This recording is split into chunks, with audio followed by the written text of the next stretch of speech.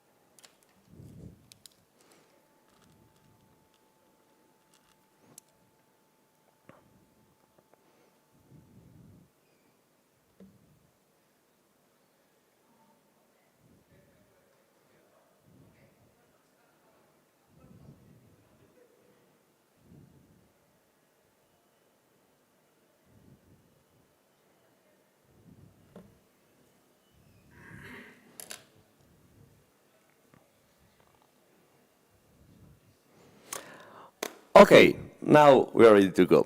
So, thank you very much for coming. This talk is called Chaos League Collective, an Underdog story. Is the story of the group where I belong, the collective I do LARP with since many years. You will have an overview. I will try to be quick and not boring. I will go through a bit of how we start, when we start, and a selection of LARP we did so far. And I'm Alessandro. I always use this picture because it's one of the coolest I have in my life. I was 13, was probably one of my first LARP, and I think I look so badass. So I cannot get rid of this picture. So also, if you have questions, please raise your hand and I will try to answer on the go, because I will try to not make that long, but since I will present LARP, if you have a specific question on this LARP, stop me and ask on this LARP, because after explanation I have 3 LARP, you will forget, of course, the question. So let's try to do that more interactive. So, before to start, and I would like to add a bit of context. Everything with Chaos League started with a huge mistake, okay? Yes, a misunderstanding in the pure sense of what a misunderstanding is. I came from a very leftist family, okay? But like really a lot. Both my parents were activists in the Communist Party back in the day, so thank you, Mommy and Dad, for explaining me who you really always have to stand up from on the right part. But as a kid, there were also downside in this family. The first one, toys were very not welcome at home. Because only educational ones, because other ways, subliminal capitalism will like convince me and my brother that, you know, we need to consume, buy all the time. So also no TV, very small TV show, but there were a cool rule, which is you can have all the books you want, because books are always good. So me and my brother was like, the only shop we can go was the bookshop. So I want this, and this too, okay? So basically, this was the rule. And during this massive random buying, we bought by pure chance this role-playing game, which is Das Schwarze Auge, uno sguardo nel buio. It's like German D&D, let's say, okay? It's a fantasy role-playing game. I think in Italy was published in 85, 86, something like that. So yes, I was 6 and my brother was 9. He was the GM and I was the player. We played just me and him all the time, every night, because no TV. So you tell a story. So basically, we started with that, and then in school we managed to convince some friends, and we started this group together. So was some years after, 1992, when I was 12, and we gathered some friends and we founded Chaos League. And the name is really from the 90s, as you can imagine. We never changed it, but it's really old school one. We found that it was like a great name, the Chaos, And so, other bit of context before going to description of some LARP. This is my hometown, where I do live right now. I left when I was 18 because I didn't want to finish my days. It's such a provincial town. I want to discover the world, so I went to study abroad, and I went to work abroad, and then I did all the tour, and now I'm very happy to be back here. But at the time, in the early 90s, it was still, nowadays, it's not famous city, it's not rich, it's not dynamic. When somebody say, you're from Italy, yeah, and they have in their mind Florence, Bologna, Firenze, Naples, what town? Pescara. Where it is? Somewhere on the East Coast. And then they are very polite and say, I see, but they don't know. Clearly, but I don't blame them. So, now I can like the fact that it's by the sea, it's quiet town, but in the 90s there were not that much to do, and also were infamous for being a big hub on heroin dealing. So there were a lot of drugs going here and there. So we had to choose between the two activities, and we choose LARP. We make you spend more money than drugs, and it's more addictive than drugs, but it's more fun. It doesn't kill you. So we went into that. So I say that as a joke, but on a more serious perspective, we didn't want just to do nothing in this town. So for us was also a way. We did a pact, okay? If we don't like reality, let's do another one. And maybe in this other society we create, in this other world, we will find tools to have more fun or more things to do also in real life. So really was something we did consistently. LARP saved us from boredom, some danger, and this is why I will describe you LARP's design, great adventure, how much we learned, but all came from that, still nowadays is a way to impact your life. So this is what we wanted. So we started, this is pretty much all the phases of the different stages of Chaos League development. We will go one by one through all these retro historical perspective I tried to do about me and my group, what we did. So we started the first year, the first 3-4 years. What kind of LARP do you think we did? Yeah, where? What location do you have in mind? No, we're underaged. No castle, no money. What? Yeah, in the woods, of course. No, in the forest. Yeah, let's do that. So we started that. We came mainly from tabletop RPG scene. So Fantasy in the Wood was the greatest idea. We say, this is an amazing idea. I have to tell you also that we never LARPed. We didn't even know that there were other people LARPing in Italy or outside the region or in the entire world. We believe we were the only one. We discovered this cool stuff. Wow. And then we discovered that there were other people saying, this is interesting. So about the LARP of this first Stone Age, I don't have clear memories. I remember some small pieces of adventure, some quests, some story. Probably they were not good LARP, but they were important LARP, important for us, for what we learned. So I remember the excitement, the sense of discovery, and also I remember, something about some quests, fights, campfire, being your own hero.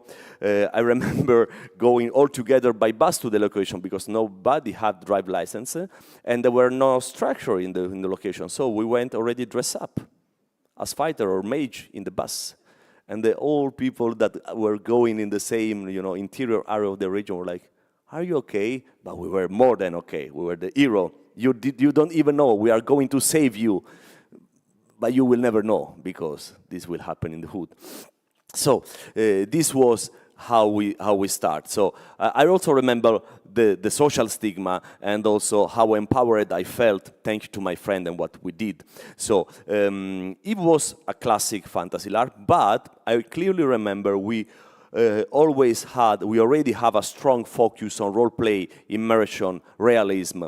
We banished all the rules that seems to gamist to us or to copy paste from the tabletop scene. And then I remember 1996. I remember that we did our first fantasy LARP based on Tolkien. And so we say, but you know, Tolkien is not all about fighting and slaying. It's not exactly like D&D imaginary. So the idea was to have a council. You know, all the free people will meet. It was like more about politics or path. And then we had one idea that was, I think, the first step for us to go in a more complex kind of LARP.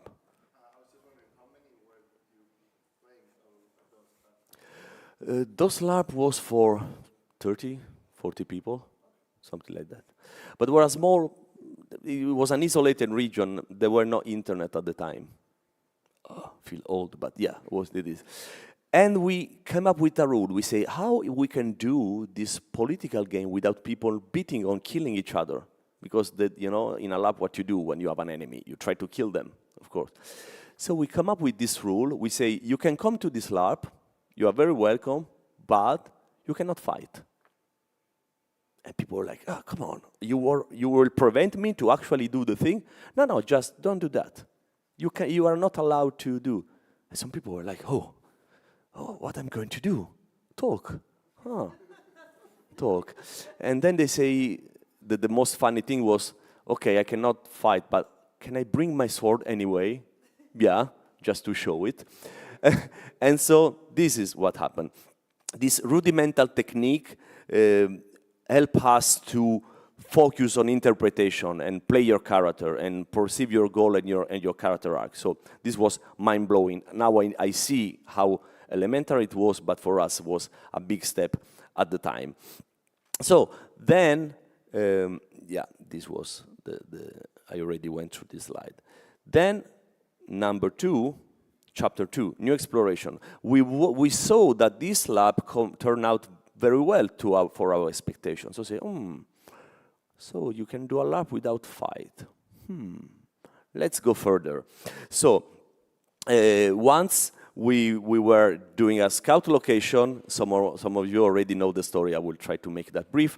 We were doing a scout location inside the region. I was 17, so the older one get a car, so we can just randomly buy the region and look, which is still a good way to find location, because the location for Eclipse, we exactly found that way, going randomly by car and see, oh, that looks cool, let's go. Exactly this way.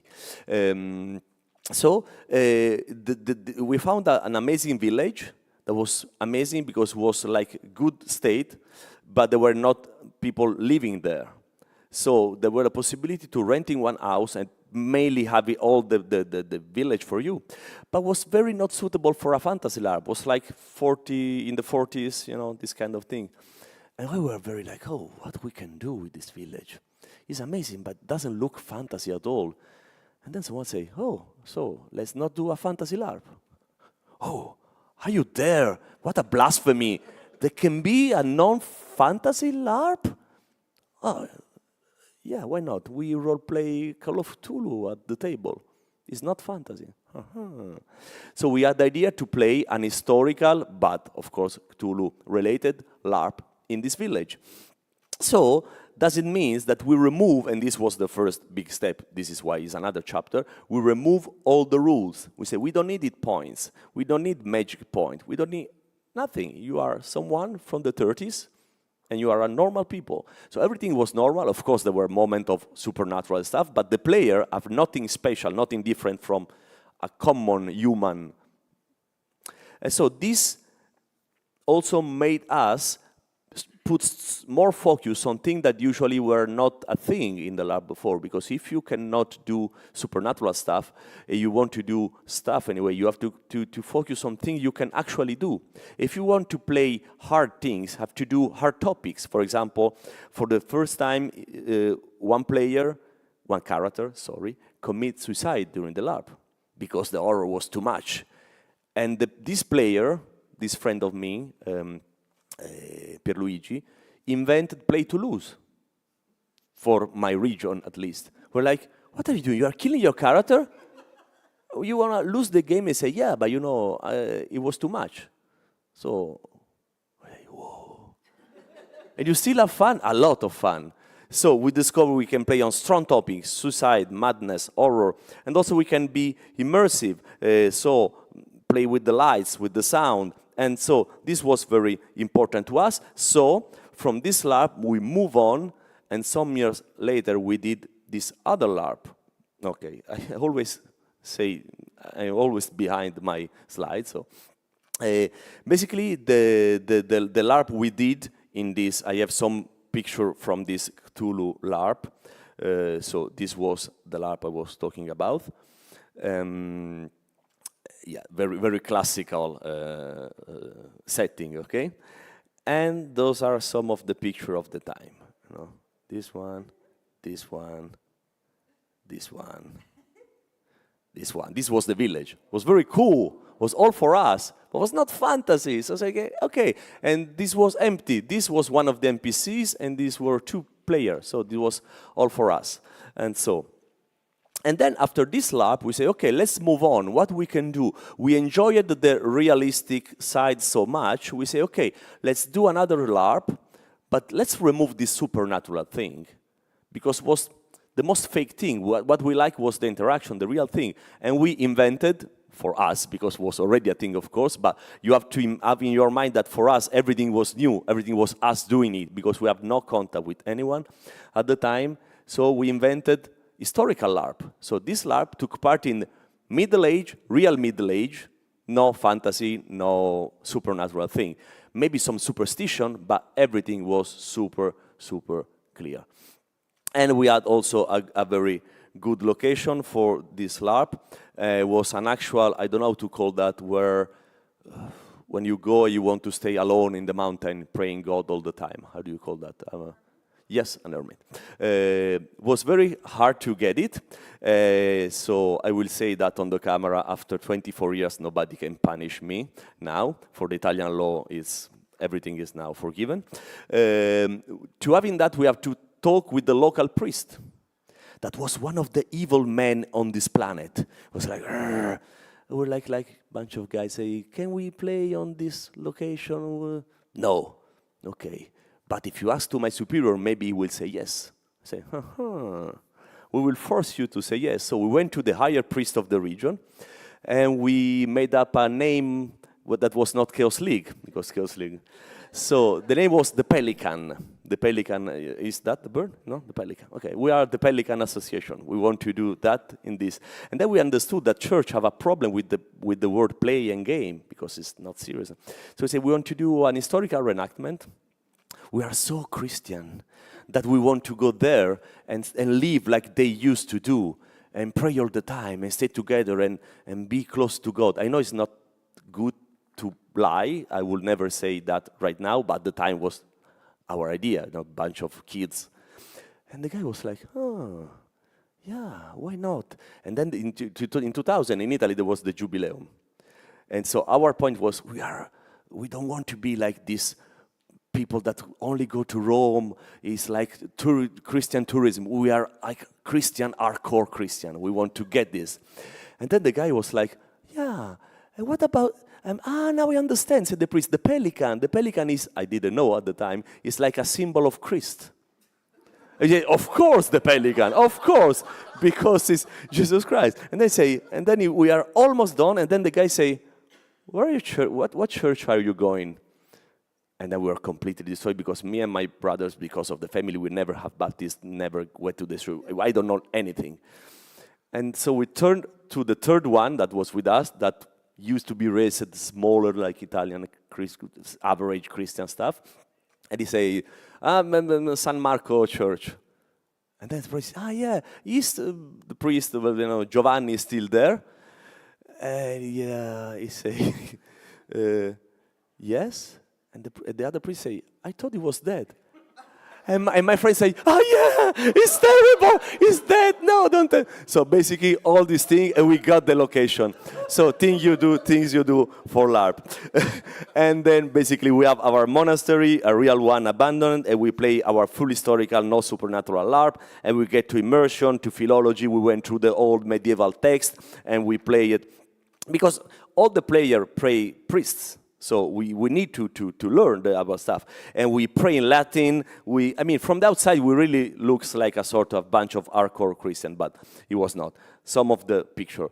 This is Pierluigi, who invented the play Toulouse. Now he was a priest. And this is me, and the other is my brother. And also we experienced some very immersive stuff at the time. For example, we pray all the night long when one of us died.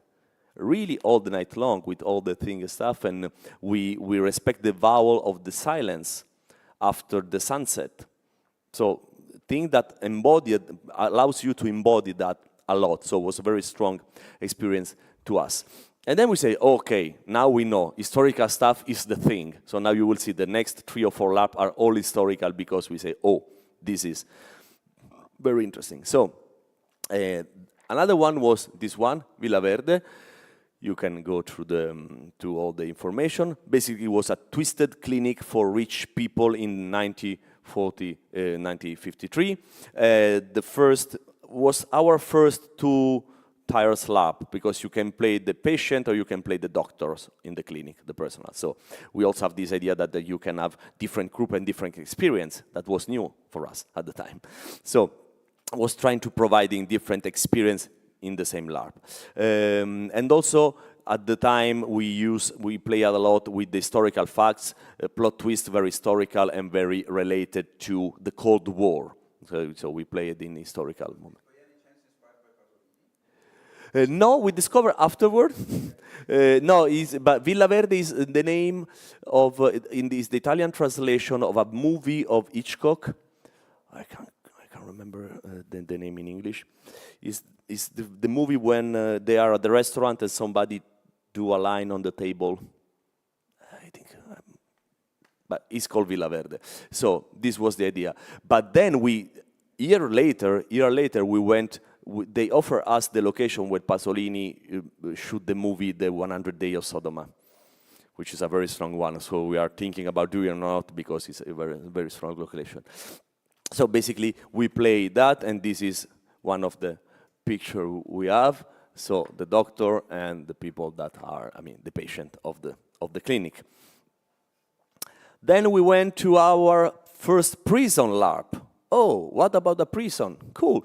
So 2004, we did this prison LARP. As you can see, every year we did a different LARP. Because at the time, we went that way. Every summer, I was 24 at the time, so I was studying abroad. So everybody was like, life when you are 24. It's not like you are 18. So we used to meet all together every summer in Pescara. And usually we spend the month of June going to the beach, doing stuff you do at the age. After a month, we are so bored. We say, oh, come on, let's do a LARP. Let's do something. So we use all these LARP you see are made in 2 months. By made, I mean the original concept, finding the location, do the production, write everything, was in 2 months. And we work from the morning to the night just to escape our hard reality. But then we play it. And every year has to be something new. Because also the idea of rerun stuff was not really a thing at the time. We did, for example, the first Cthulhu LARP, we did runs because we wanted just 12 players. For the emotion, for the atmosphere. So we did 2 in a row. But the idea of taking a LARP you played 2 years ago and do it again was like, come on, it's so stupid, and now it's a thing for everyone. Come on. Doing 3 times the same LARP, it should be boring. No, it's not, but you don't know unless you find it out. So this was our prison LARP, let's say, and also was a way for us to start to thinking about torture, power structure, biopolitics, all these kind of things. So it's clearly a LARP that tackles themes that you discover when you are at the university. Biopolitics, Michel Foucault. So we put all the things we were studying in this thing. So this is also very, very nice for me to see how these things grow up with us. And the more you know, the more you are experienced, the more you study, the more you put stuff, and the more LARP is like your friend that is growing up with you. And so this was our thing. And this was, at the time, one of the most rough LARP, let's say. and was our first experiment with space design. Because, you will see in the picture, we didn't have a real prison. We had a structure with rooms and stuff, but was not a prison at all. So we say, how we can do a prison LARP in a space like this, which is not a prison there. And then we invented, once again, but we didn't know at the time, tape LARP. We say, this is not the classical prison. Here you can see there is a yellow and black tape, you know. We say this prison is an experimental one, so they put a microchip on you. So this was the fictional thing, and you cannot walk outside of this line, otherwise you die. And we put lines, so people were forced to follow the line, and they cannot escape, okay? So this was for us brilliant at the time, and we managed to have a prison without having a prison. It was the first abstract thing we do in a LARP. It was abstract, you know, you cannot, this is tape, but in the fiction, this is something that can kill you if you cross, okay? We were not sure, of course, whether people will like that, because it was clearly not what you see is what you get. So we had to invent, you know, by the fiction, yeah, you have this microchip, you cannot remove blah, blah, blah and stuff.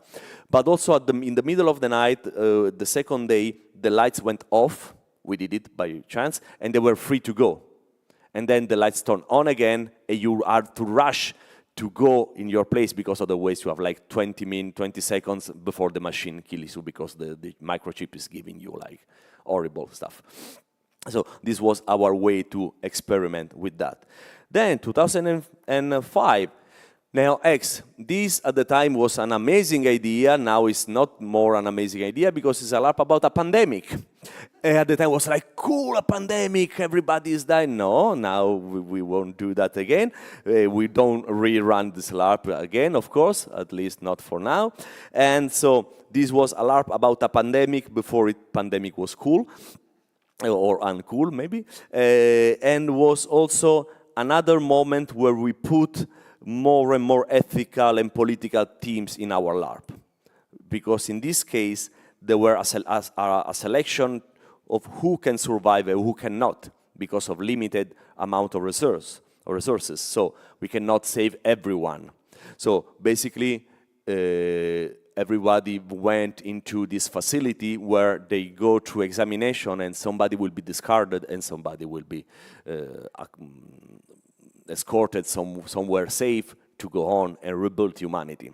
So there was this hard moment where you have to prove that you are valuable to be saved, and maybe do that against the other.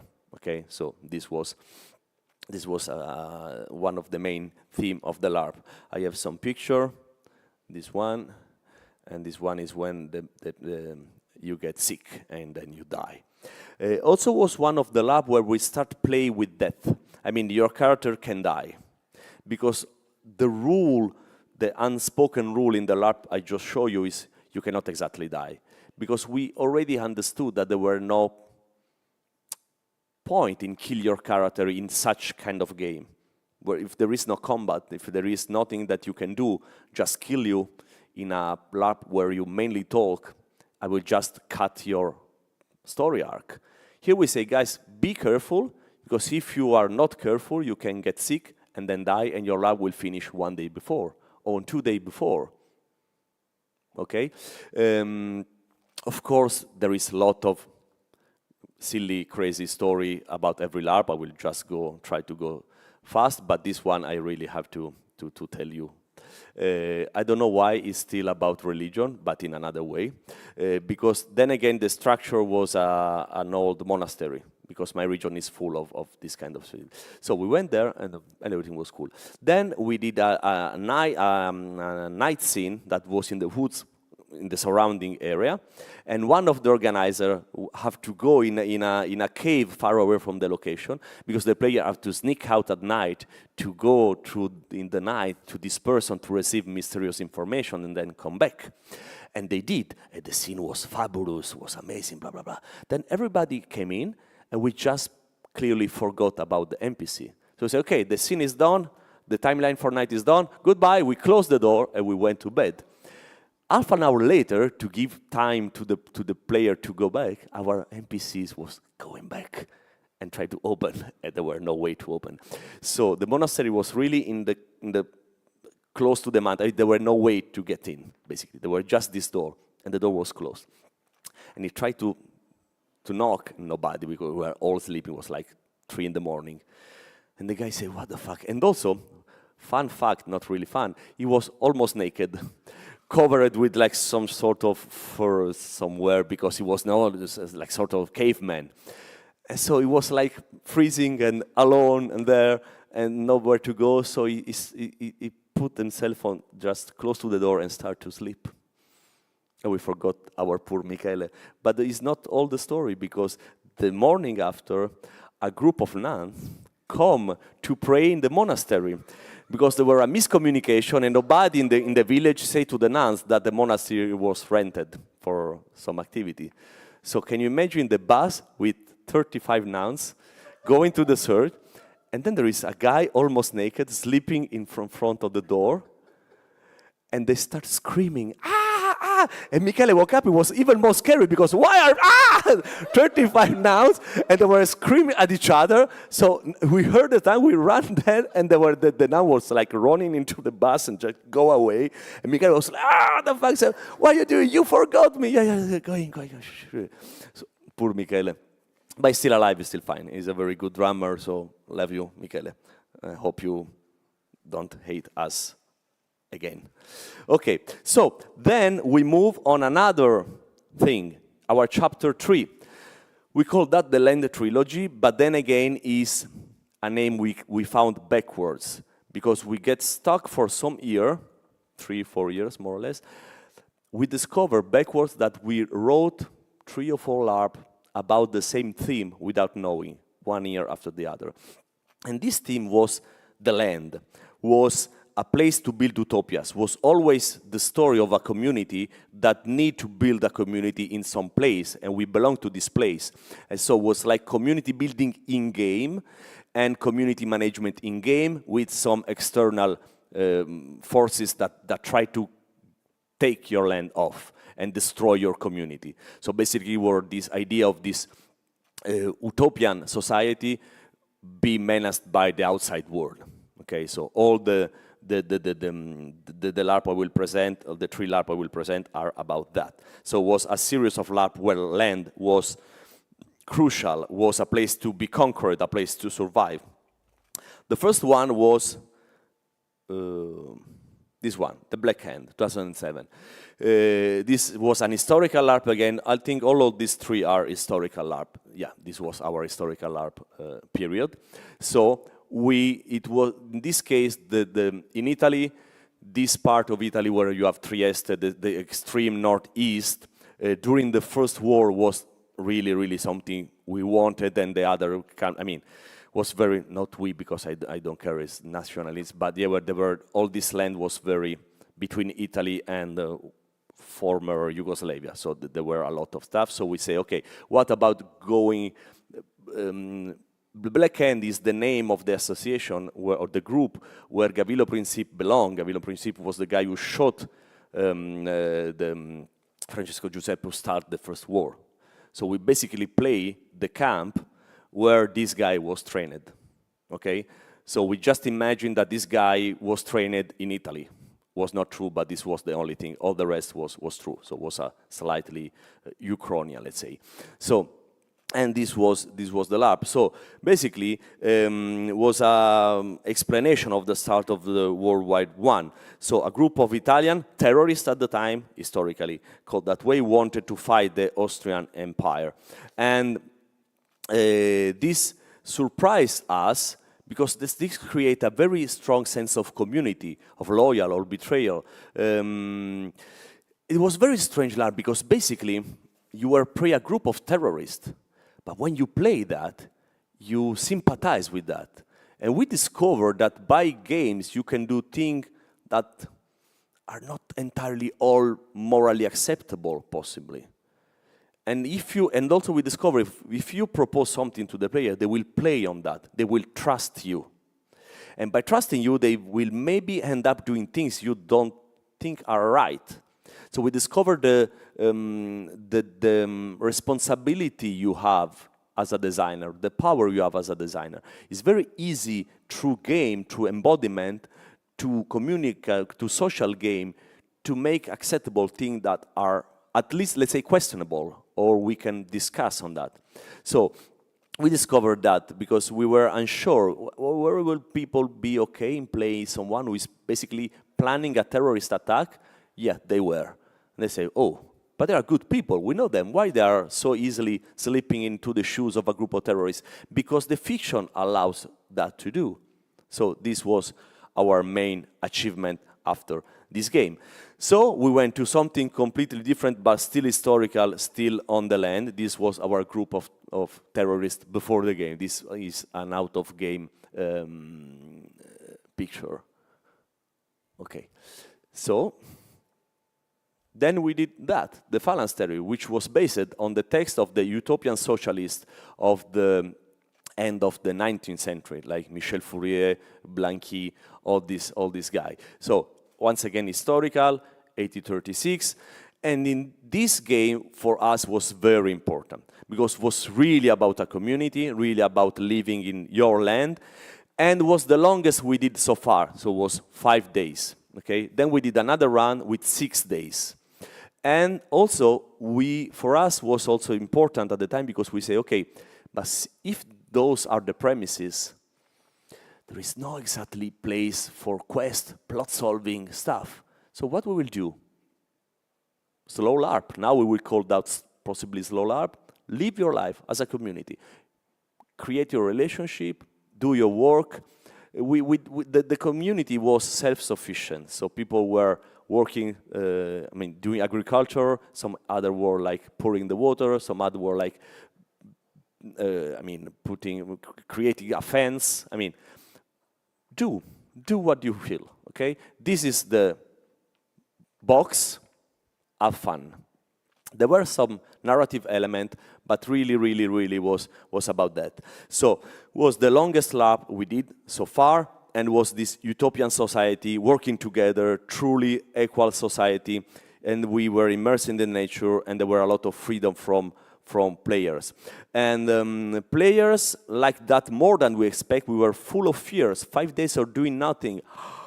But we say, let's try that. Let's try that. And it worked. We'd end up not only play on drama, and they were in a real paradise. They really had fun in the LARP, or it was like, oh, fun, okay. And after this LARP, this was so intense that the player went to the mayor of the town, because once again we play in the countryside. Oh, this was me.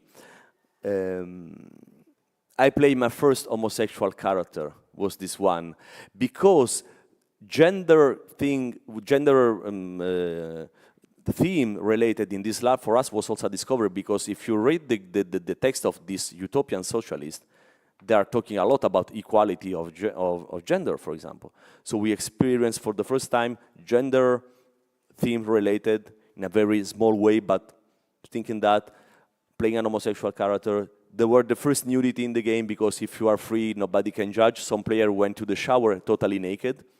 There were no negotiation at the time, so we were just shocked, but then say, who cares? But this was the land where we work all today. And then you do the laundry all together. And those two were the two houses, the small one and the big one. At the end of the game, people were so attached to the land, they went to the mayor of the nearest village and asked if they can buy the house and start to collect money.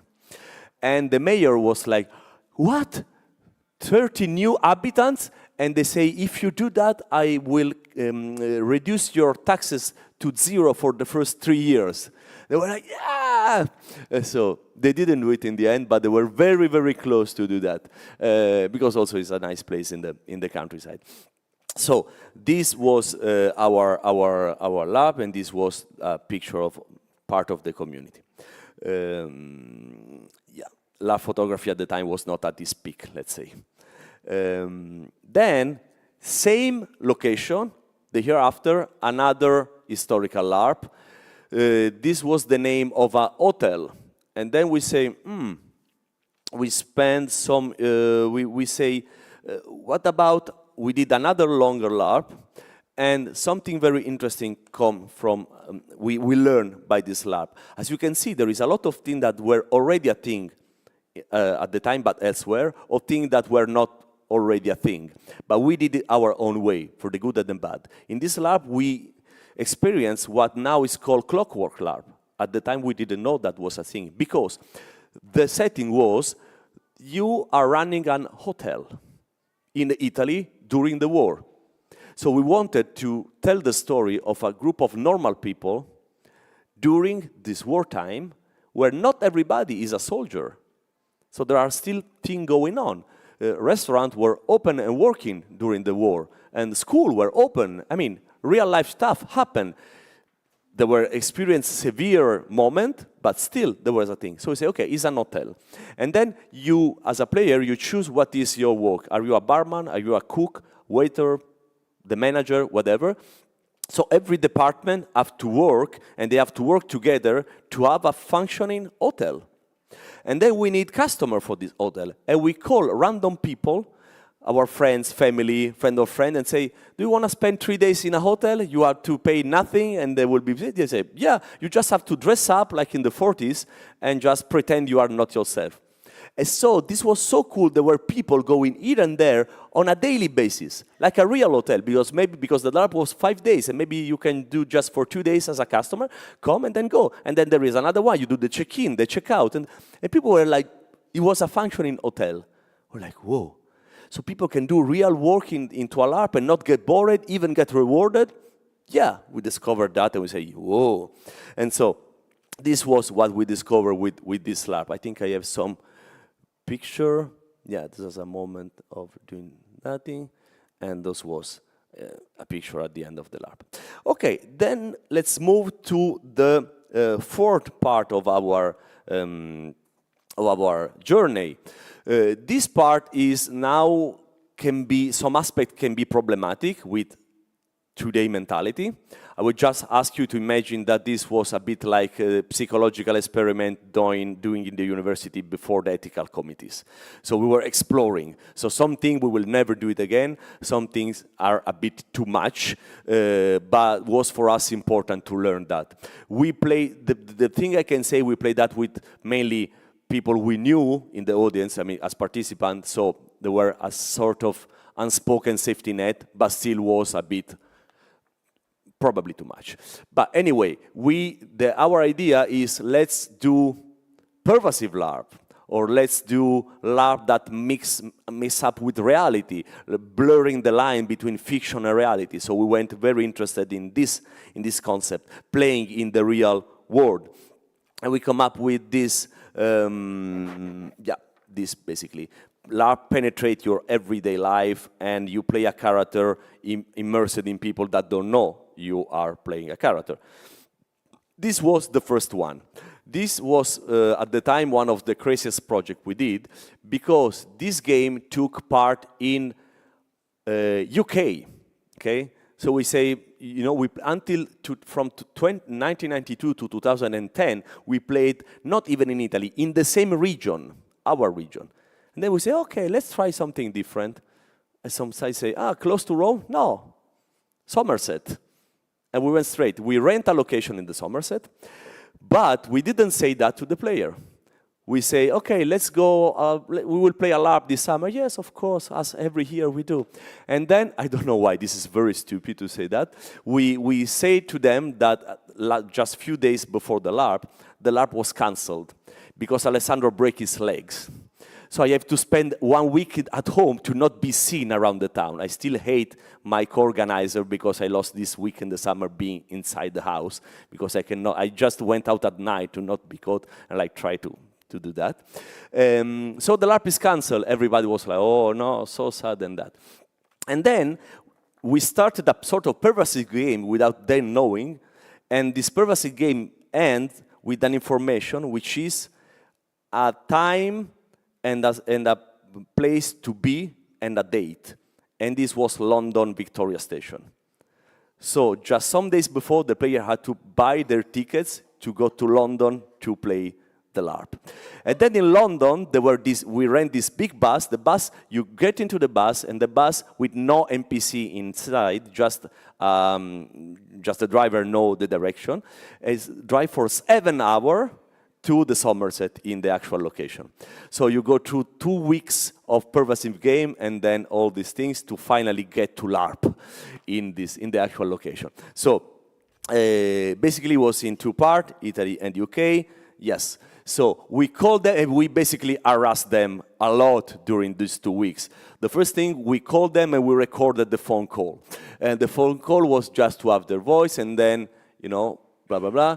Basically, we record the call, and then we call them back and let them to listen to the recording, like we are spying on you, okay? Now you do what we want you to do. And then, in the middle of the night, they receive SMS, call from the fake police, and then we start following player and photograph their house and then put the picture in an envelope and send them like, I know where do you live, and then ask to their friend or family to do random stuff like, I remember we called the parents of one of the players, say, can you please steal something from your son for me, it's for a game. And they were like, yeah. So they were things disappear around their house. And then we called them and say, stop to do that. But of course they didn't.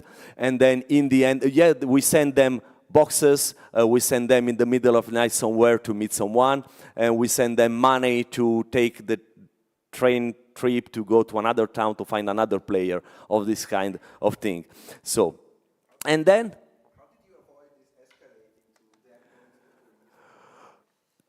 they start to understand that was a game in the end, because there was really a lot of stuff.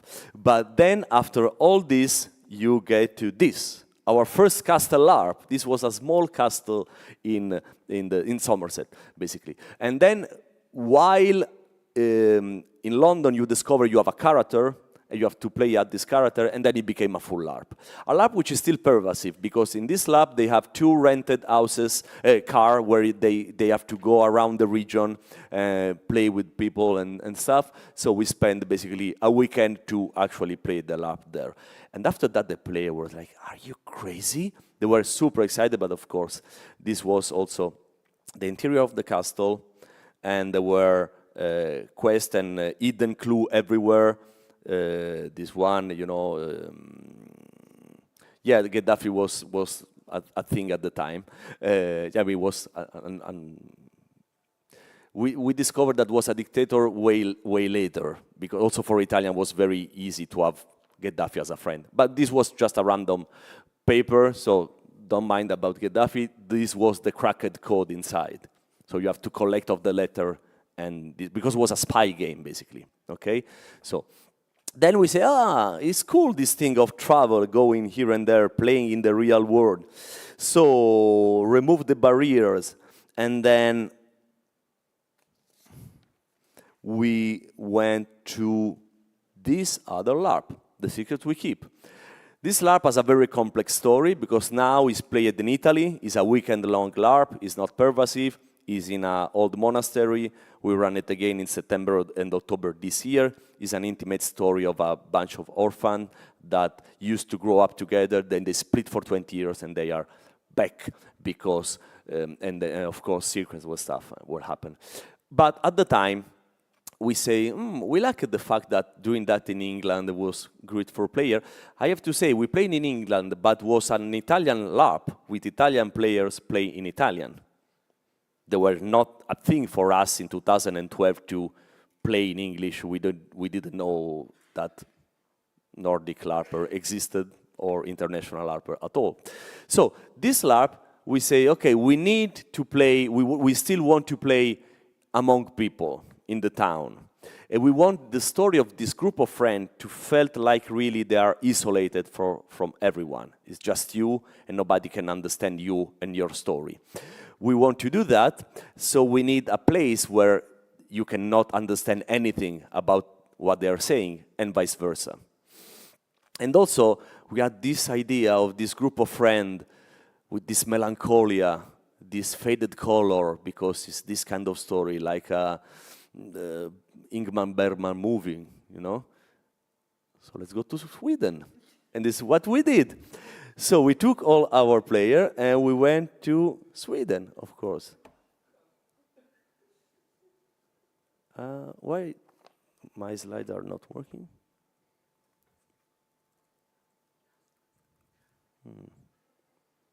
Sorry, we'll try to do that again. Sorry, everything blew up.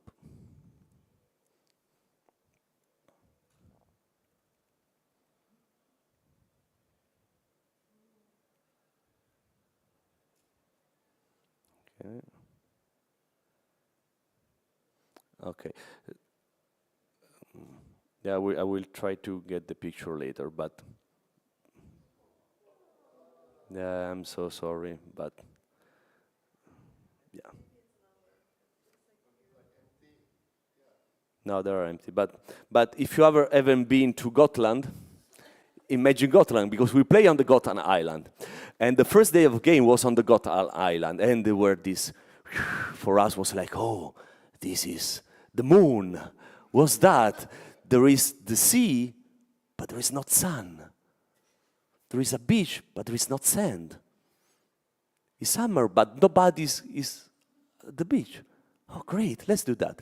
And the first day was on Gotland Island, Maven, which is a small village close to Visby. And then the day after was on, sorry, I don't know how to pronounce, Faroe Island, where Bergman actually lived. So every day we went on a different island, smaller and smaller, sadder and sadder for us, and alien and alien to us, because we want to talk with this story about this alienation. And with this, you discover what happened to your friend who died 20 years ago on the actual Ingmar Bergman Island on the beach. And I think we discovered bleed in this case. I mean, what it is, because at the end we were really, really, really emotional about that. So this was our thing. And also we want players to create, we also discover in our own way co-creation, because all the LARP I presented so far to you had no pre-written character at all. There were characters, but characters were wrote by players, because we went from the fantasy tradition where you wrote your background, okay? In this case, for the first time we say, no, because we need relationship. You know, if you play, you know, the pandemic LARP, you know, it's like a facility, everybody can get there, and you have any kind of possible person. It's not a thinking game, your relationship. Here, you used to be my best friend.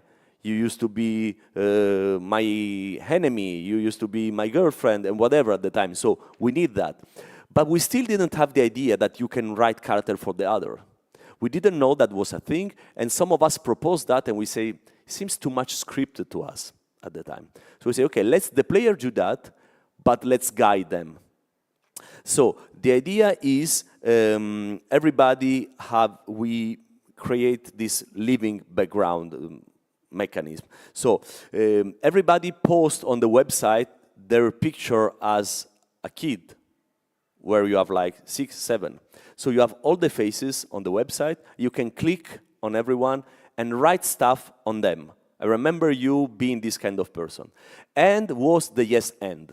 At the time, we didn't know that yes and was a thing, so you have to say it's true. And you have to build on that and create something together. So basically, everybody did the character for everybody. That way it was collective and it was transparent. We didn't know this term at the time, but we were blown up by how cool it was. And also how effective it was in the location. Because while LARPing with this netto relationship, the game was very, very emotional. Now it's clear that it's a technique to have player get emotional if you create beforehand relationship, but we didn't know at the time. So this was the idea, and was also a lot of a challenge for us as organizer, because we are organized a LARP abroad, and also there were for the first time, I think it was the Nordic influence, there were meta techniques. Because we say how we can make people remember what we want when we want. Now you have millions of techniques to do that. But at the time we say, okay, and we use smell. We say, what is, at the time our idea was, what is the sense that is strongly, more direct, have more direct relationship with the memory, probably smell. So we give player list of smell and say, when do you smell that, you remember that. So they have this small list, and they were like going around, and when something happened, piece of memories come together, and then they can put the story together. This technique is still used in the lab as we play today, not only smell, but pieces of story come here and there when you go around in the location. If you play first, the secrets we keep right now. Now we play close to Florence. It's less melancholic, but still a lot. So then we went to this other phase of our journey. We're about to close. Don't be afraid. As always, raise your hand and ask question if you have any question. So chapter number 5, community LARPs. So in this case, what was the center of the game was the community. Before was the community and the land. Now we remove that is the relationship, what the magic circle, what the group of players did. The first one was New Atlantis. Okay, this one. We did it in 2014, and also we did an international version in 2017. That was our first international LARP, full of very funny story I will tell you about, because when you want to organize your first international LARP, you think that just translating material in English will make your LARP international. No, you are very wrong. But I didn't know that. I said, okay, Italian, now is English, is international. And then we discovered different background, different play culture in the art way, let's say.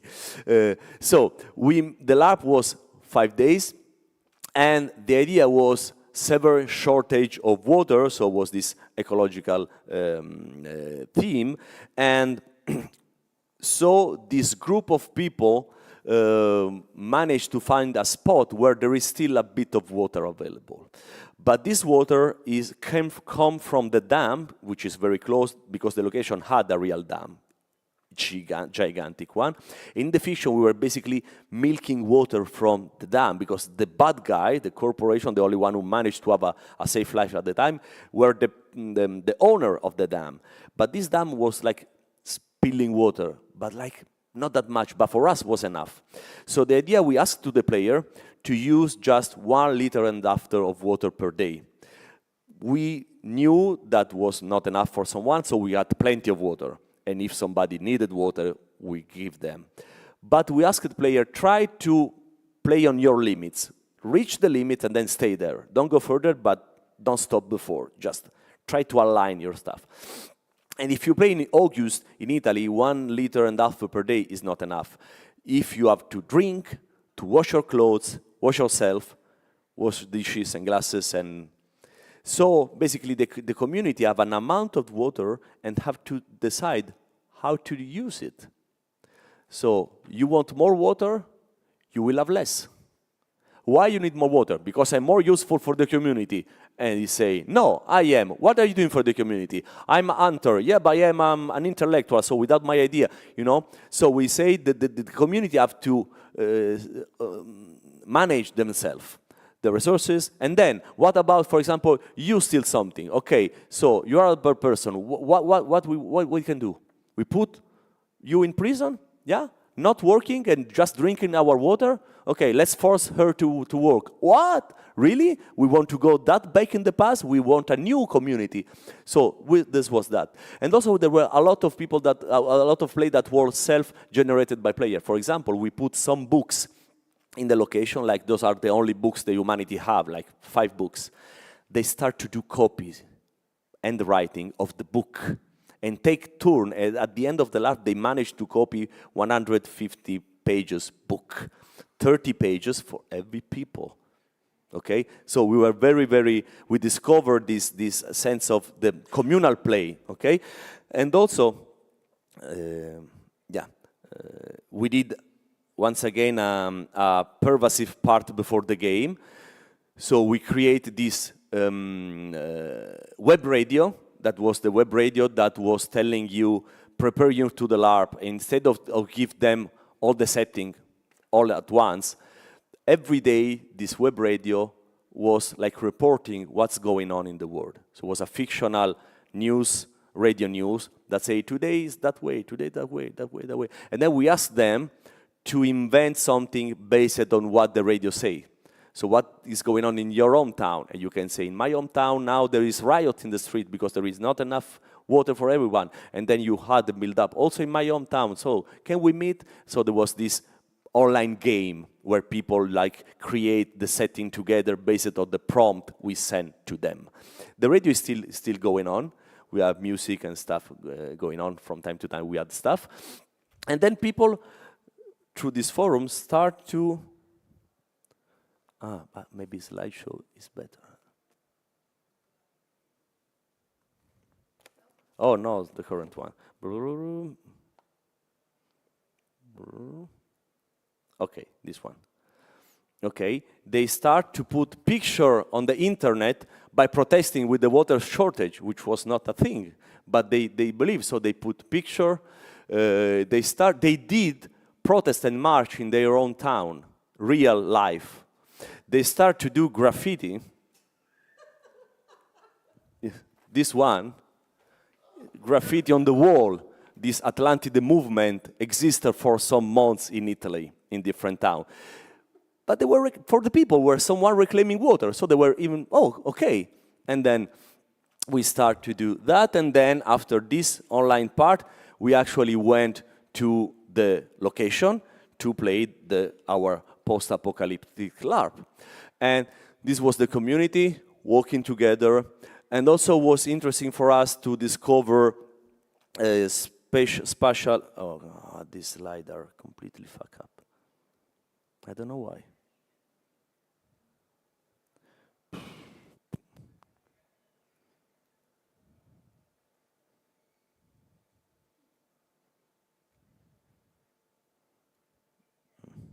Okay, old picture, so I will.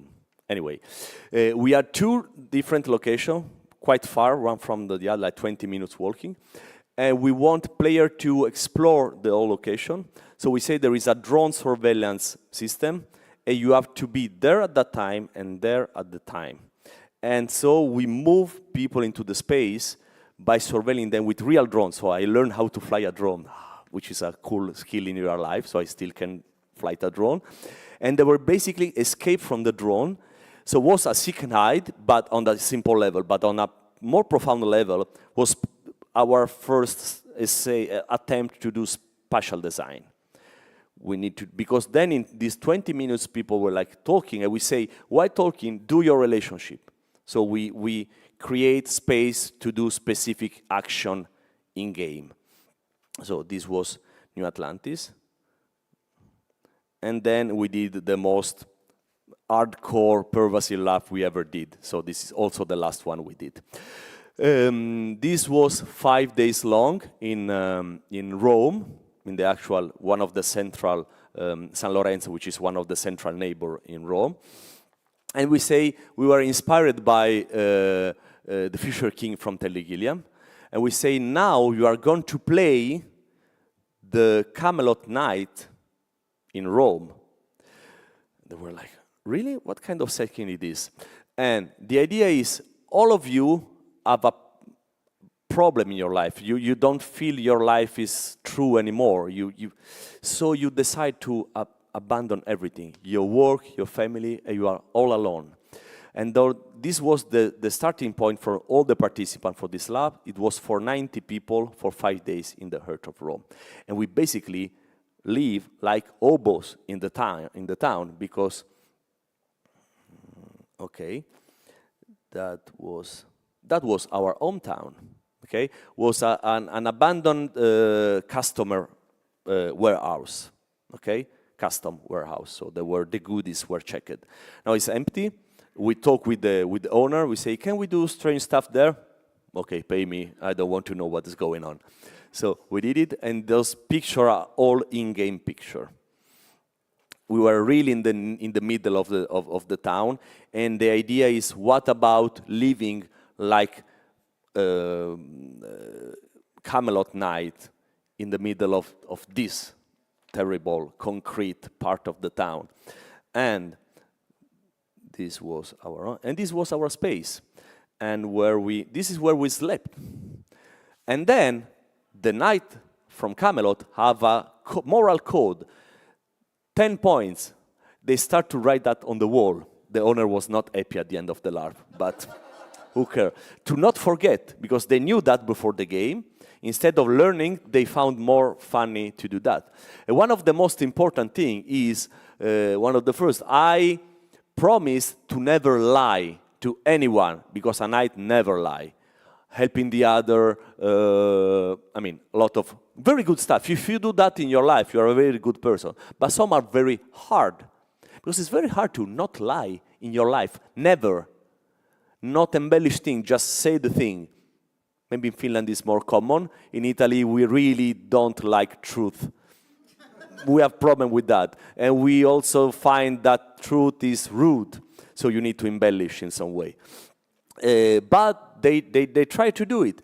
So they try to be pure in the rotten heart of the town.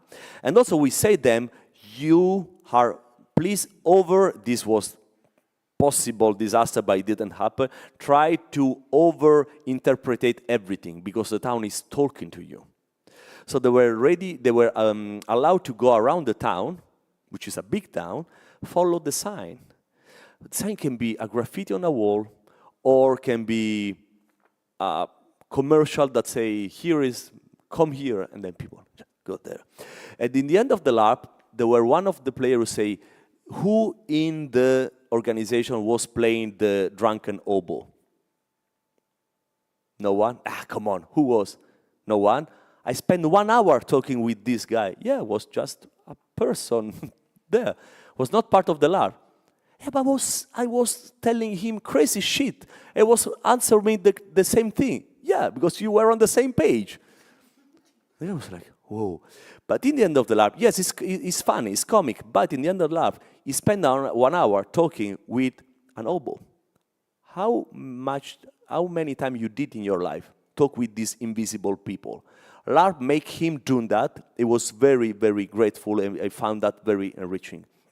To not forget anything, to go around your town with all your senses open, to try to interpret reality instead of just go your work, your home, your family house and stuff. So this was the idea, and it worked well. They create their own Camelot round table. They meditate. They did exercise. They did any kind of thing to be prepared to be a good night. This was the round table. They create their own round table. They found black hoodie, and they say, this is our armor, okay? And they put that all around the town. Yeah. Then they were to a rave party, and there were a guy with this mask as a rabbit, and they start to say, this is a sign, let's follow them. And they followed the guy that was just a random guy. We went to another location, this location. They say, is that location playable? Yeah, it's abandoned, so they went. And this was a scene where they found this was an NPC. They found an old knight. This is Lancelot, basically, about to die as an old man in Rome. And then, of course, also strange things happen. For example, funny story. Just in front of the location, there were a squatter where some anarchists were doing protest. So the police arrived, and they arrive in the middle of the road, and they have the anarchists and then us. And to their eyes, we look more dangerous than them. Because we are all dressed in black, which is the color from the anarchists, by the way. So they went the wrong way, they went to us. And they arrived, and they were players. Players thought it was like the NPC playing police. So they arrive and say, what's going on? They say, we are Camelot Knight. The policeman was, sorry, what? Yeah, we are protecting the town from the evil snake. Okay. The guy was, okay, now you really should stop. They say, no, please, it's really that. You want to visit our Camelot town? the guy was like, and I saw the scene, and I never ran so fast in my life because I knew. So I covered these 50 meters like in 3 seconds to arrive to say, and then I have to explain to a policeman that are putting their stuff because they were starting to, they want to beat us basically because enough talk, now you have to leave. And they were like, we will never leave Camelot. I say, no, you and you have to explain what LARP is super complex. Do that in the middle of the thing where you have the player and the police that want to arrest them, and you have 3 seconds saying, no, it's a LARP, basically you dress up for adults, but it's... And then luckily, the real anarchists throw a bomb, and they went to there and said, oh, come on, fuck it, good job, comrades. And then they went there, but it was a very tense situation. There were helicopters all over the place, and the helicopters were disturbed by us because we say, in all this symbolism, you have to free the black bird to call the other. And basically they found black balloons, and they inflate the balloons, and they just send them. Very poetic. And the helicopter from the police could not see. I say, they are trying to sabotage us because there were the black balloon coming. So this kind of thing. So this was our last attempt to do this kind of LARP. Nothing went wrong, but was, of course, risky because we were experiment at the time. So then we move to this other lab. 6030 is another lab about community, historical LARP in 6030, no supernatural element at all. The idea is now, yeah, we played a lot about the community, but our community are in some way always positive. It's a group of utopian people that want to do something good. What about play about a community who is not a good one, where people are selfish, are evil, are ready to do anything to survive? So 6030 is the year where the Black Plague destroyed part of Europe, as you may know. So we say, okay, we play a community which is in this town. They, for some reason, are not attended by the Black Plague, and they want to do anything they can do in order to survive. So they don't let anyone come in. They are super selfish. We need to survive at any cost. The rest of the world, fuck the rest of the world. It's just us. We need to survive at any cost. And we give them 3 rules. One was never leave the village. The other one was never talk about our secrets. And the third one was family is beyond everything. So basically the group was divided in, the LARP was divided in families, and we play a lot with play structure, with power structure, and the possibility of survive at any cost, and also you have to deal with the other. If you don't like the other, you need the other. So in this case, it was an utilitarian community, not an utopian community. And we played also on that. Also, LARP picture improved by the course of the time, as you can see. And this was our player and our Caravaggio-style portrait. This time, black doctors, and this was families. Was the first LARP who allowed kids, very small kids, because we get kids in the time, of course, so we want them to play. This was my kid played this LARP for the first time. Was the youngest NPC ever, was 9 months old. But I was for the snob family, and I teach him how to say to the poor. So each time he saw someone dressed in yellow, he said, I was like, yeah, good NPC. He had a lot of fun, of course. Yeah, and then again, everyday life and work, because you need to do also physical stuff in order to survive. Okay, now, last chapter, promise, is synthesis, I don't know how to call it. I mean, the present day, where we try to took the best we learned so far. So we still have to learn a lot, of course. So the first international lab that gave us a bit of recognition was Bunker 101. So Bunker 101 is a sort of Fallout, loosely based on Fallout the video game. But there is no combat. What we took from Fallout is we are in the 50s, but in a bunker. Okay, we play in a real bunker, and once again, this was one LARP about community, the last one we did so far, but it's a thing that is very dear to us. So basically, we are underground since 1 century. We imagine that the third world explode, and so it's no longer possible to live outside, so we need to be inside. And all the humanity is 100 people, the 100 players that play inside this amazing bunker close to Rome that was made by the fascists. Then fascists were not good at do anything, so they didn't even finish the bunker. So the Nazi finished the bunker, and then they lose the war, and then the American took the bunker for the Cold War, and then they abandoned after the war, the Berlin Wall fell down, and the bunker became property of the Italian army, and from the Italian army went to the Italian government. In the early 2000s, Italian government did what they can do the best. They say, we don't need it, fuck it, just close it down, and then just go away. When we enter, it's an entire functioning bunker with all the machine and all the stuff. I will show you the picture. They are incredible. And this was the community. This is the bunker. This is outdoor player.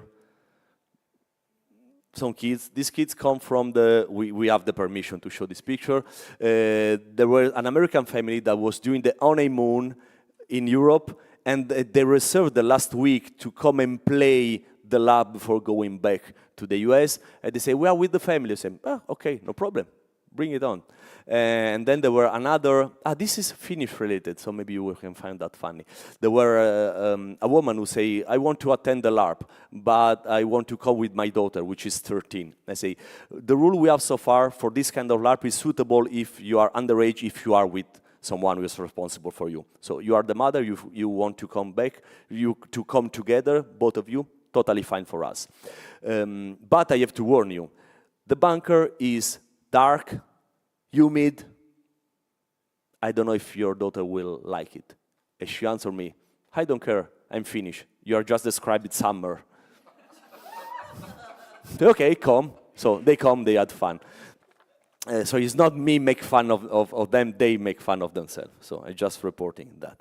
And this was the big computer that give you all the result that create the bunker. Behind every screen there were an NPC. You put the code and the guy give you the answer by the end.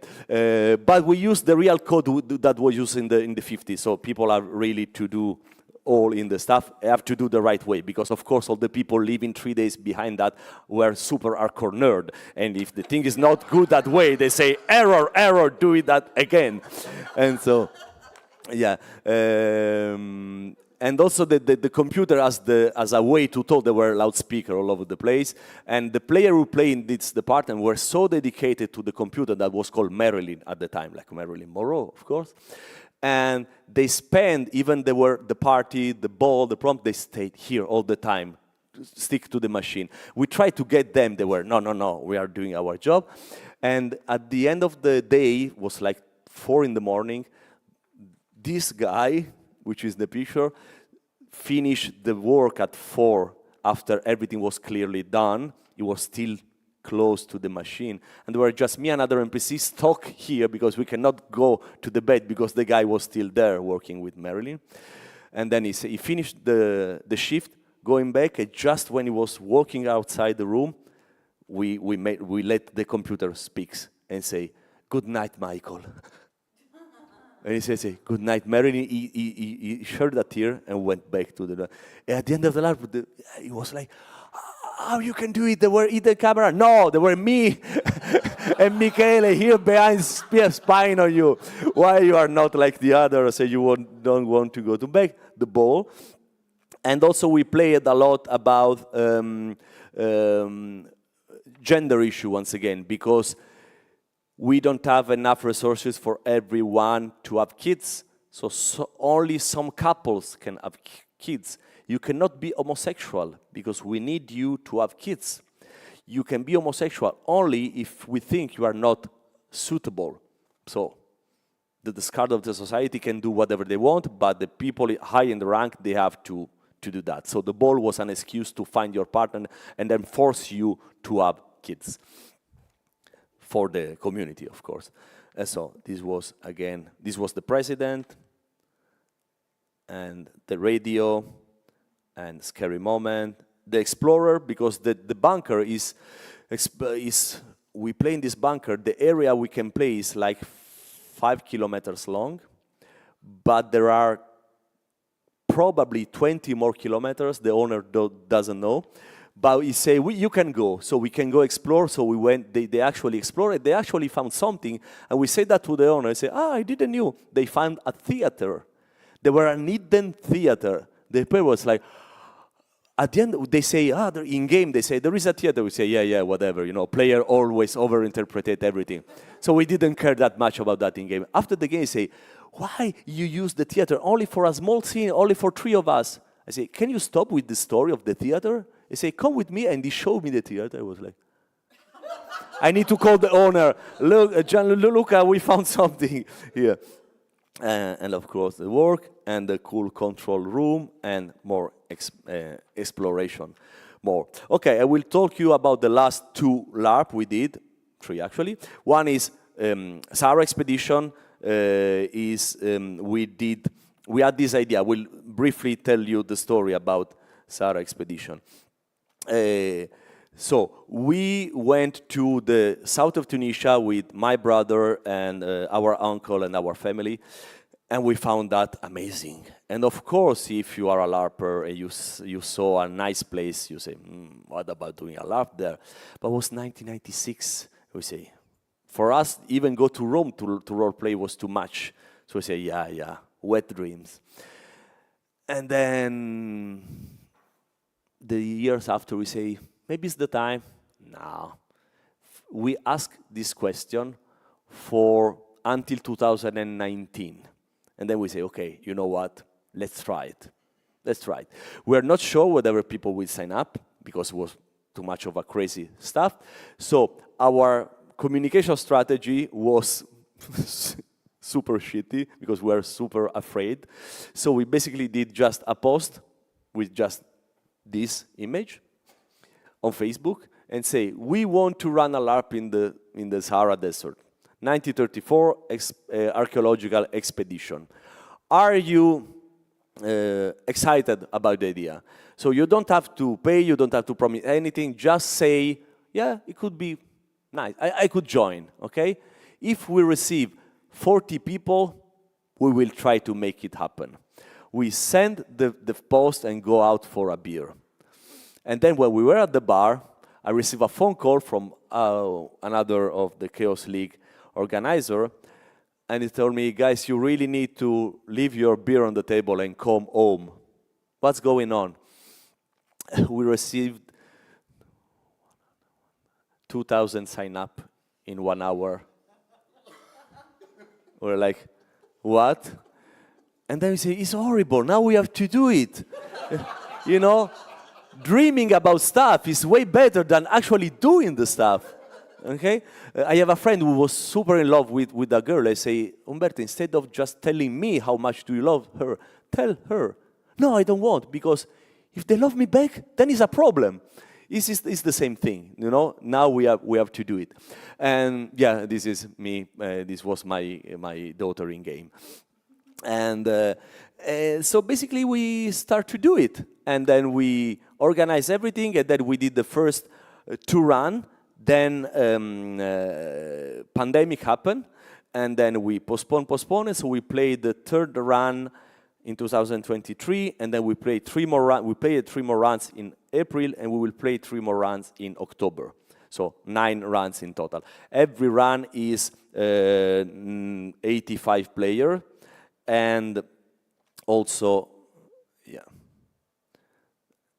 those are in-game picture, okay? So this is the camp where we sleep. Those are the camels. I have a funny story about the camels I will tell you later, as you can imagine.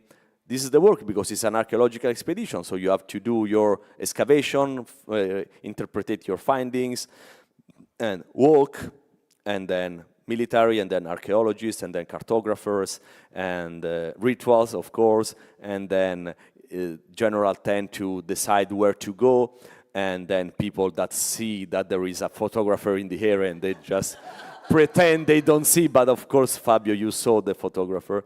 and then sacrifice, and then looking at the infinite, and so on and so forth. I have no word to explain the logistic nightmare to be the producer of this LARP. Really, I don't have the words, not even in Italian, because I will just give you two basically, very short story about that. The first one is people want to be paid cash in, I mean, the camel guy, I mean, people. So we had to bring a lot of cash out of Italy to Tunisia. And so we take all the cash, and in Italy you can have a certain amount of money, of course, I cannot remember, let's say 10 something. And we were, everybody in the group at 9. So we passed the customer, yeah, I have 9, oh, what else? So we go to the security check in Italy, everything was fine. Then we arrive in Tunis at the airport, and then we were like, oh, we are so cool, like Tarantino gang. And then we saw you cannot enter with more than 5. We're okay, let's enter the country very, very slowly. And then we say, no, instead of risk everybody's life, just give all the cash to Alessandro. That way they could just bust one of us. So say, thank you guys, because I am the only one who speaks French in the group. So I say, okay, you can do it. So I have this bag of cash, hello, and I pass to the nothing to declare queue. And I was like, but it was fine. And now we force them to receive money from the bank, because I cannot do that anyway. I don't want to smuggle money. I'm a university teacher. I already choose my career. My career in crime will be for another life, not this one. So this one. Second one, blank fire weapon. Don't try to get those from Italy to Tunisia, because then you can have problems. So we have everything set up. We pay all the taxes and stuff. Then we arrived, and of course the weapons travel by car and by boat, not by plane. And I was, of course, among the people who travel with the hard stuff, because it's always Alessandro do that, because I speak French. Never learn French. It's terrible. You're like, you never use anyway, just to read Jacques Prévert and be busted in Tunisia. So don't do that. And then when he arrived, the guy was like, what are you here? And I was like, everything is super nice, prepared. I have all the permission. Blah. But then I know the guy. Since I come from Italy, I know when a policeman wants to be bribed. It was like searching actively for something wrong. And nothing was wrong, but he was really trying to. So I approached the guy and say, okay, brother, how much do you want? Please, I cannot spend all the time here. Do you clearly want special taxes? It was, yeah, special taxes, yeah. How much? And he was like, it's like, no. Can you look in your book if you can find less expensive taxes for us? The guy says, yeah, I can do something, but was still too much. At the end, they said, okay, you know what? Keep it, fuck it, we will find another solution. So we left everything at the custom and we went into the country. So I had an afternoon in Tunis to find blank fire weapon, because the lab was about to start. 2 days after. So, and I start to go into to armory shop and say, do you have this? Apparently there is no blank fire weapon in Tunisia. They don't have this idea, because in the lab there were 20 soldiers. We need rifle for the soldier. And then a guy say, look, I don't have what you want, but I have real one. Say, yes, what? But I can give you that for the price of the fake one. I say, yeah, but, and then say, what's the problem? Just don't put the bullet in it. I say, are you crazy?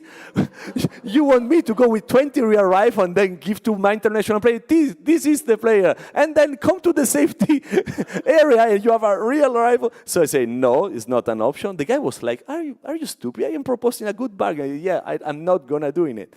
And they say, what about the permission? South of the country, nobody will ask you. So we say no. And we went to the village, because you have to travel way from Tunis to go to the last village, which is called Dus, is where you pack all your stuff before leaving to the desert. But it's a small town in the south of the country. So I say, guys, we have to say something to the soldier. They don't have any, I don't know, let's find a solution. And then I was speaking to that, and there were a guy at the bar who said, do you need fake weapon? I say, yeah, but fake. Real fake, no fake real, okay?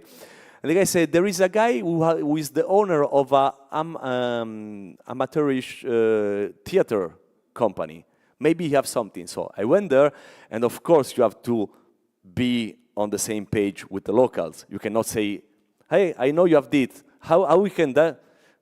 Sit down, take a coffee or take a tea, and then another one. Who are you? Where are you from?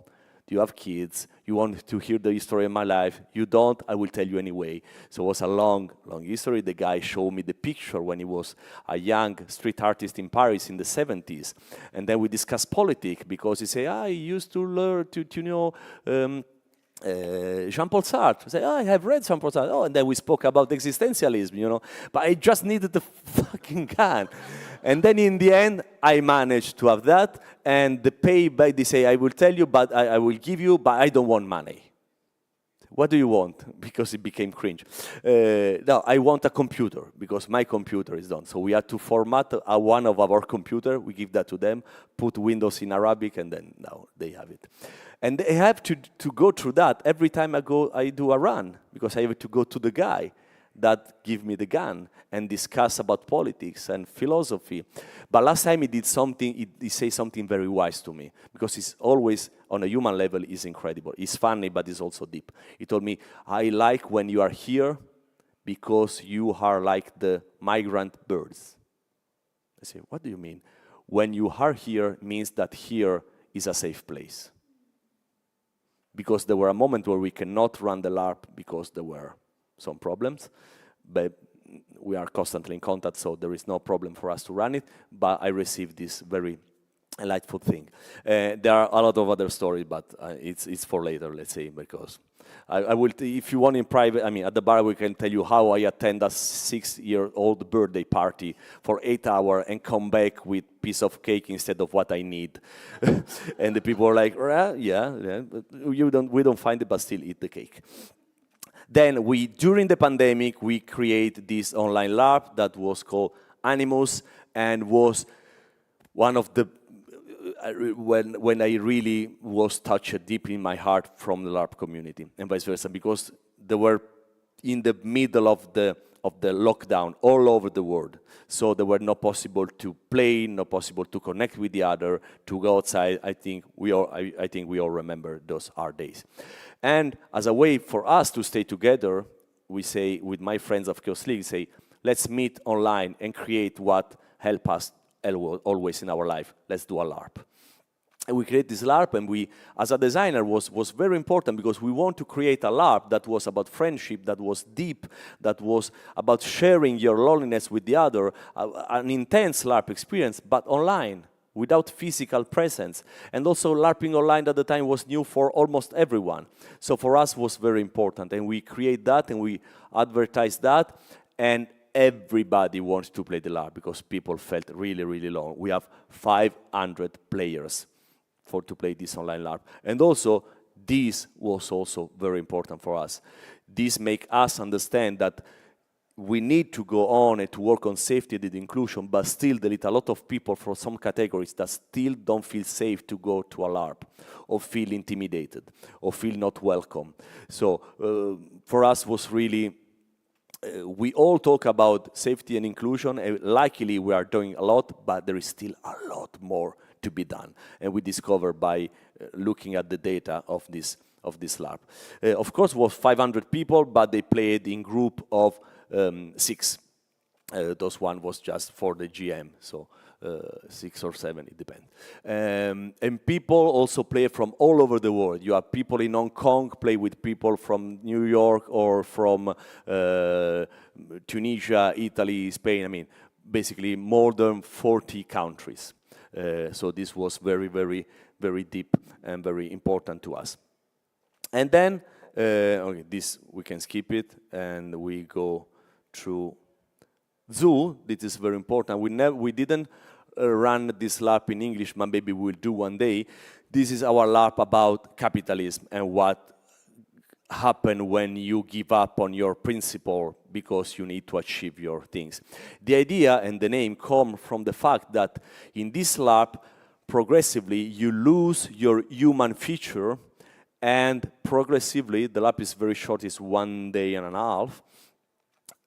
The last scene, basically, every character is assigned to a different group of animals. You have the rhinos, the vultures, the snakes, the monkeys, and because the owner of this company won't really think that Wall Street is really a jungle, and you need to be the alpha animals. So all the LARP is about succeed at any cost.